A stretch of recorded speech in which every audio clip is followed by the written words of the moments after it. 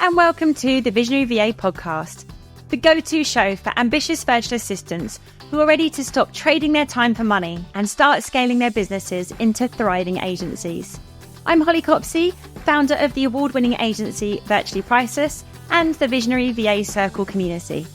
Each week, I'm here to bring you actionable strategies, proven systems, and mindset shifts to help you transition from a solo VA to a visionary agency owner.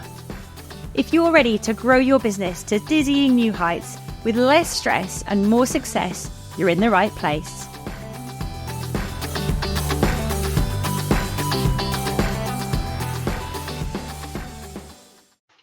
Hello and welcome to episode 12 of the Visionary VA podcast. This week, I want to talk about a topic that every business owner will encounter at some point: how to handle challenging times in your business and the inevitable setbacks that crop up along the way. Building your resilience and learning to navigate these moments in a calm, measured way is an essential skill if you want to ride the roller coaster of working with clients, leading a team, and growing your business. Even if your business is thriving, there will be moments when it feels like you need the patience of a saint, the skin of a rhino, and the strength of an ox to get through them. Whether it's a difficult client, a team issue, or financial uncertainty, it's all part of the journey. So I thought I'd share some strategies I've learned over the years to help handle tough times with grace, perspective, and a healthy dose of practicality. One of the first things I've learned, and it's not easy, is to stop taking challenges personally. When a client leaves or gives negative feedback, or when something doesn't go to plan, it's easy to internalize it and feel like it's a direct attack on you or your abilities.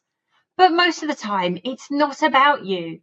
People have their reasons: budget constraints, changing needs, or even things that have nothing to do with you or your business. So remind yourself of this. Take a deep breath and don't let your self-worth get tied up in the situation. The next one is to allow yourself a freak out window. When something bad happens, it's completely natural to feel upset, frustrated, or even panicked. The trick is to give yourself a set window of time to feel all the emotions, whether that's 10 minutes, an hour, or even a day, and then commit to moving forward. Ask yourself, what helps calm me down and get me back in the zone? For me, it's getting outdoors, ideally going for a ride on my horse. But if that's not possible, going for a short walk or even sitting in the garden for a few minutes. Then I'll often talk it through with one of my team or my other half, a close friend. Find your reset button and use it to clear your head so you can start solving the problem and looking forward rather than back. Another thing that's important to remember is that everything is solvable. No matter what you're facing, losing a client, a team member issue, or financial worries, remind yourself that you can and will figure it out. Others have done it, and you can too.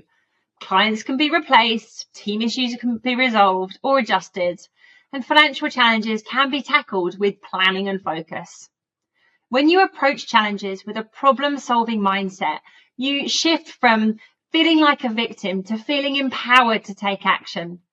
You have to focus on what you can control in any given situation.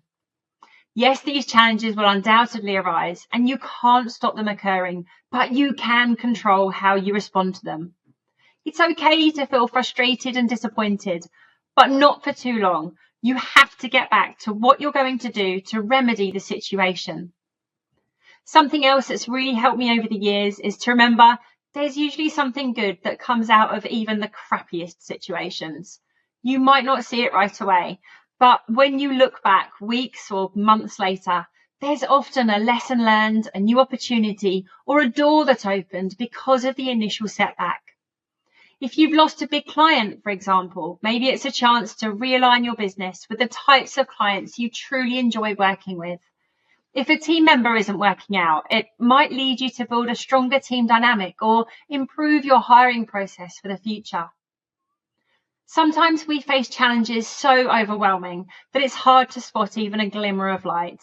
And in those moments, no matter how hard it feels, the only thing you can do is to keep putting one foot in front of the other.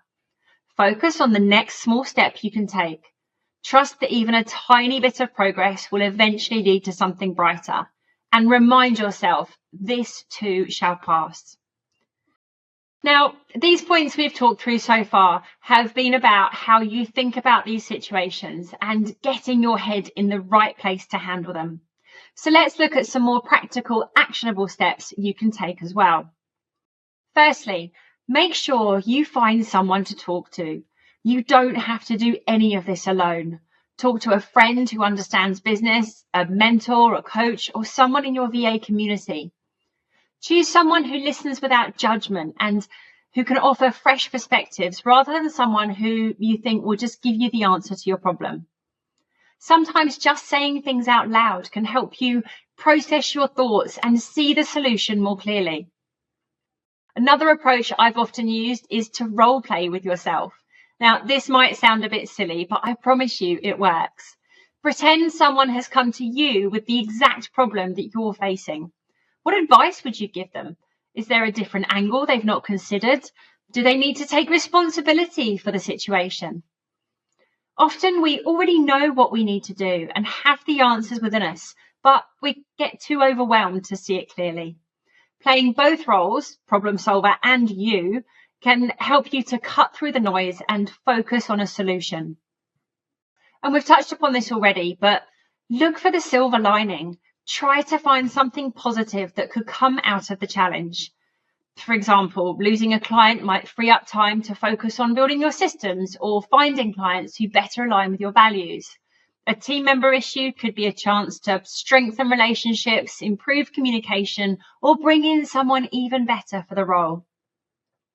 Thinking about the potential positives can help you find the motivation to tackle the issue head on. And once you get through it, you've already then got the next positive thing to focus on. Challenges and setbacks are inevitable in business, but they don't have to derail you. They might take the wind out of you momentarily, but you can reset and get back on track. So remember, don't take things personally. Give yourself space to feel and then refocus. Everything is solvable with the right mindset and a good, solid action plan. Every challenge you face is an opportunity to learn, grow, and come back stronger. So the next time something tough comes your way, or if you're dealing with something hard right now, remind yourself that you've probably already got the tools, the resilience, and the strength to handle it. If this episode has resonated with you, or there's something you're struggling with right now, drop me a note or share a message in our Facebook community. I'm always happy to lend an ear and support you where I can. Thanks for tuning in, and I'll see you next week.